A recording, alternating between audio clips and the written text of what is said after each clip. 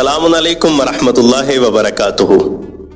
مادر حسنین، شہزادی کونین، علی کی مشکل کشا، ام ابیہا سیدہ فاطمۃ الزہرا سلام اللہ علیہا کی آمد کے اس مبارک موقع پر آپ احباب کی سماعتوں کی نظر ہدیہ مبارکباد پیش کرتے ہیں۔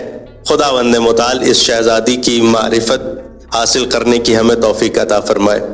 وہ شہزادی کونین کہ جن کے بارے میں معصوم امام یہ کہتے ہوئے نظر آتے ہیں، سمیت فاطمہ لأن الخلق فتموا عن معرفتها۔ امام جعفر صادق علیہ السلام یہ کہتے ہوئے نظر آتے ہیں کہ ہماری جدہ کا نام فاطمہ اس لیے رکھا گیا ہے کہ مخلوق کی بساط سے دور اللہ نے اس کی معرفت کو رکھ دیا ہے، مخلوق کے رسائی ہی ان کی معرفت تک نہیں ہے۔ اللہ اکبر، یہ مقام و فضیلت ہے شہزادی کونین کا۔ اور سرکار ختمی مرتبت ایک جم غفیر میں بیٹھے ہوئے فرما رہے تھے، خلق نور فاطمہ قبل ان تخلق الارض والسماء۔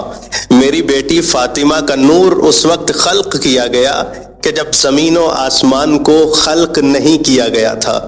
تو بیٹھے ہوئے لوگوں نے سوال کیا، یا رسول اللہ، کیا آپ کہنا چاہ رہے ہیں کہ یہ ہستی جن سے بشر میں سے نہیں ہے؟ تو سرکار ختمی مرتبت نے کہا، نہ، یہ جن سے بشر میں سے ہے، بل ہی حوراء انسیہ، مگر یہ اللہ کی بنائی ہوئی مخلوقات میں سے ایک حور ہے کہ جسے اللہ نے لطف کر کے روئے زمین پہ شکل بشری میں بھیجا ہے۔ تو پھر کہنے والوں نے کہا، یا رسول اللہ، کیسے ہو سکتا ہے کہ کوئی حور بھی ہو اور بشر بھی ہو؟ تو سرکار ختمی مرتبت نے کہا، ہاں، میری بیٹی حور بھی ہے، بشر بھی ہے، اس وجہ سے کہ اللہ نے جب اس کو خلق کیا تب نہ آدم تھا، نہ روح تھی، نہ زمین تھی، نہ زمان تھا، نہ پانیوں پہ چلنے والی کشتی تھی، نہ پانیوں میں روانی تھی، فقط وہ تھا اور ہم تھے۔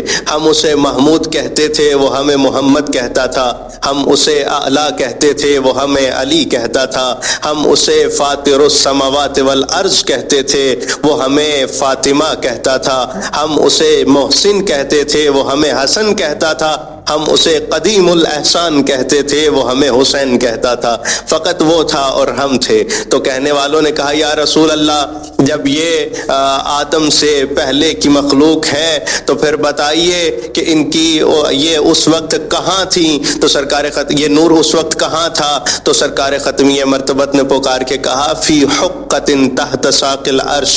یہ نور اس وقت آسمان کے پائے کے تلے ایک ظرف میں موجود تھا، اور جب آدم کو خلق کیا گیا تو اس نور کو آدم پہ پیش کیا گیا۔ اللہ اکبر، یہ وہ جملہ ہے کہ جہاں پہ شہزادی کونین کی معرفت سے بندہ عاجز ہو جاتا ہے کہ کس مقام پہ فائز ہے شہزادی کونین کہ نبیوں پہ اس نور کو پیش کیا جاتا ہے۔